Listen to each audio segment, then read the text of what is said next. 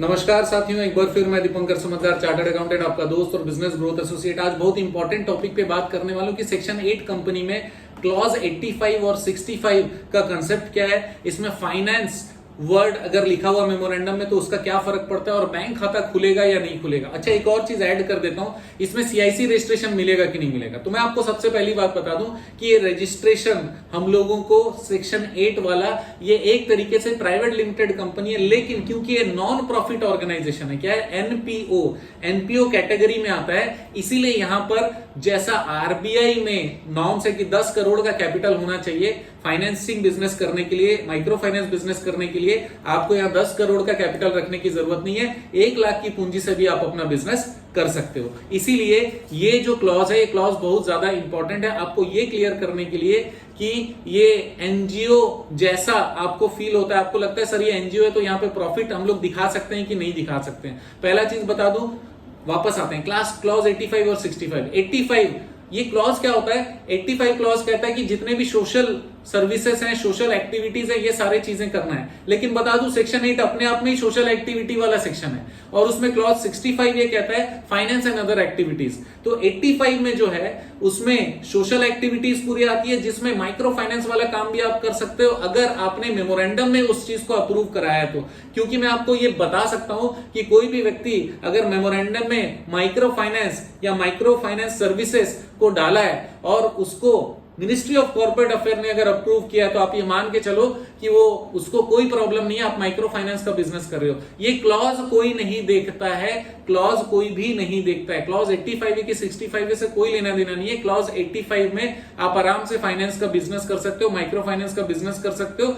लेकिन सर ये तो एनजीओ है, ये बिजनेस कैटेगरी कैसे हो गया? मैं आपको बता देता हूं, एनजीओ नहीं है। एनजीओ का कैटेगरी है नॉन प्रॉफिट ऑर्गेनाइजेशन, कहता जरूर है, लेकिन ये एनजीओ तब बनता है जब इनकम टैक्स की नजर में आप 12A का रजिस्ट्रेशन लेते हो या फिर 80G का रजिस्ट्रेशन लेते हो। पहला चीज 12A सबसे इंपॉर्टेंट है। अगर आप 12A का रजिस्ट्रेशन नहीं ले रहे हो तो आपको पूरा टैक्सेस पे करना है। मैं ये कहता हूं कि जब भी आप फाइनेंस का बिजनेस करते हो, माइक्रो फाइनेंस का बिजनेस करते हो, आप पूरा टैक्सेस पे करो। आपको जीरो टैक्स में जाने का जरूरत नहीं है, क्योंकि यहां पर सच बताऊं तो सोशल एक्टिविटी है जरूर, क्योंकि आप गरीब महिलाओं का हेल्प कर रहे हो, लेकिन यहां पे प्रॉफिट आप जरूर कमाते हो। सर प्रॉफिट हम कमाते हैं तो इसको हम लोग घर ले जा सकते हैं क्या? बिल्कुल ले जा सकते हो। आप अगर डायरेक्टर हो और काम कर रहे हो, आप अपना सैलरी में ले सकते हो, अपने एक्सपेंसेस में ले सकते हो, वो सारी चीजें कर सकते हो जो कि कमर्शियल ऑर्गेनाइजेशन कर सकता है। क्यों? क्योंकि यहां पर हम लोगों ने 12A का रजिस्ट्रेशन नहीं लिया। तो आप क्लॉज 85 ले रहे हो, उसके अंदर में अगर माइक्रो फाइनेंस लिखा है आप आराम से काम करो। क्लॉज 65 ले रहे हो, उसके अंदर में माइक्रो फाइनेंस लिखा है, आराम से काम कर सकते हो। लेकिन क्लॉज 65 लिया, उसके अंदर माइक्रो फाइनेंस नहीं लिखा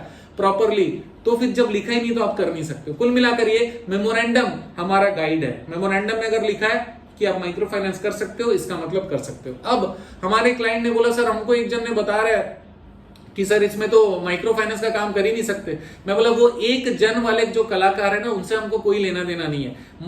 मेमोरेंडम ऑफ एसोसिएशन के अंदर में अगर लिखा हुआ है, अगर मिनिस्ट्री ऑफ कॉर्पोरेट अफेयर ने पास करके आपको वो मेमोरेंडम दिया है जिसके अंदर माइक्रो फाइनेंस एक्टिविटी या फाइनेंस एक्टिविटी किसी भी तरीके से लिखा हुआ है, आप 100% माइक्रो फाइनेंस का काम उसमें कर सकते हो।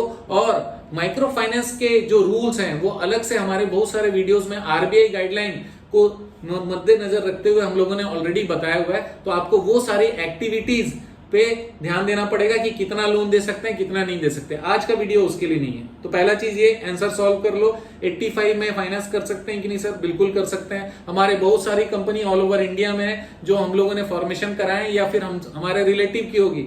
85 क्लॉज वाले बहुत सारी सैकड़ों कंपनी है जिसमें माइक्रो फाइनेंस का काम हो रहा है, बकायदा हो रहा है। इसको और पुख्ता कैसे किया जा सकता है जिसमें कोई गड़बड़ी ना रहे और हम लोग को कोई डर ना हो? तो इसके लिए हम लोग सेकंड वाला जो चीज है इसको ऐड कर सकते हैं ताकि आपको और मजा आ जाए काम करने में। वो क्या है? क्रिफ हाईमार्क या इक्विफैक्स या एक्सपीरियम या कोई भी CIC company, credit information company जो है, उसका आप रजिस्ट्रेशन ले लो ताकि आप अपने कस्टमर का जब भी डिटेल डालोगे फाइनेंस करने के लिए तो आरबीआई को इनडायरेक्टली वो इंफॉर्मेशन जाता है वो सीआईसी कंपनी के through. For example Cliff High Mark का रजिस्ट्रेशन हमने लिया, वहां पर जो हमारे जो कस्टमर है उसकी एंट्री अगर आप करते हो तो उसमें दिख जाएगा कि उसने और कहां कहां से लोन लिया। जो सिविल में फायदा होता है वही आपका क्रिफ हाईमार्क या फिर इस तरीके के दूसरे CIC कंपनी मतलब क्रेडिट इंफॉर्मेशन कंपनी के जरिए आपको फायदा होता है। क्या मैं क्लियर हूं? यस और नो जी।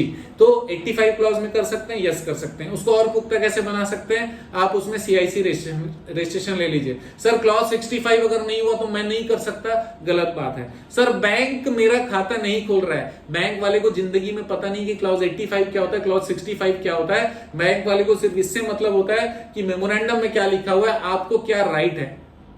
एक चीज और है, कोई भी कंपनी चाहे जैसे भी खुली हो, बैंक को तो खाता खोलना ही पड़ेगा, चाहे वो सोशल ऑर्गेनाइजेशन हो, चाहे फाइनेंशियल ऑर्गेनाइजेशन हो, चाहे ट्रेडिंग ऑर्गेनाइजेशन हो, चाहे मैन्युफैक्चरिंग ऑर्गेनाइजेशन हो, चाहे एक्सपोर्ट ऑर्गेनाइजेशन हो। यस और नो?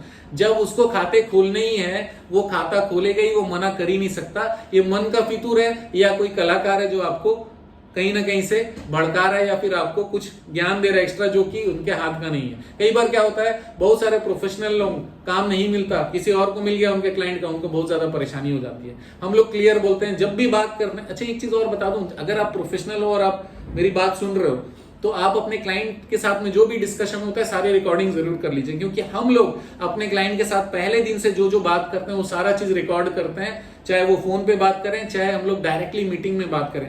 ये चीज अगर आप करते हो तो क्लाइंट कभी कंफ्यूज नहीं होगा। क्लाइंट का मदद करना ही हमारा काम है और हमारे क्लाइंट को भी हम लोग हमेशा ये कहना चाहते हैं कि बॉस आप हमेशा सही काम करिए, हम भी आपका सही काम करके दे रहे हैं। और उसमें अगर 85 का क्लॉज मिला है तो 85 में अगर माइक्रो फाइनेंस लिखा है तो आप आराम से कर सकते हो। लेकिन सर क्या ये अमेंडमेंट हो सकता है क्या 85 को 65 में? अमेंडमेंट अगर करना है तो लगभग उतने ही खर्चे आपको और लगने वाले, क्योंकि उसके लिए स्पेशल रिजोल्यूशन के साथ में एक स्पेशल अप्रूवल की जरूरत पड़ती है। किससे? ROC से। लेकिन क्या मैं रिकमेंड करता हूं अमेंडमेंट का 85 का 65 में? कभी नहीं करता। क्यों? क्योंकि जिस फॉर्मेट में आया है वो सही है, उसके अंदर माइक्रो फाइनेंस है, उसके बाद मैं उसको क्यों चेंज कराऊं? क्योंकि उसमें क्या होता है, सर्टिफिकेट चेंज हो जाता है। और मैं आपको 1.5-2 साल पहले मैंने एक वीडियो डाला था जिसमें मैंने बोला था कि रीजनल डायरेक्टर ने एक नोटिफिकेशन निकाला है ROC लोगों को कि आप लोग 85 को 65 मत करिएगा, क्योंकि जो भी माइक्रो फाइनेंस वाला काम करते हैं वो कंप्लायंसेस नहीं करते।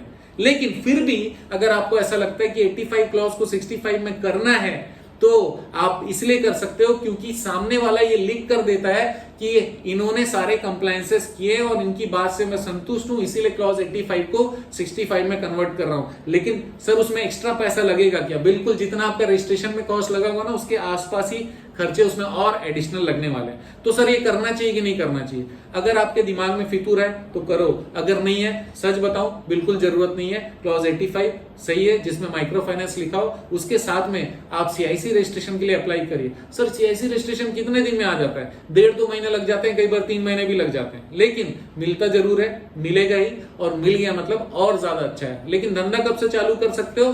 पहले दिन से ही स्टार्ट कर सकते हैं, राइट? तो दोस्तों बने रहेगा मेरे साथ और वीडियो को शेयर जरूर करिएगा, कंफ्यूजन क्लियर करिएगा।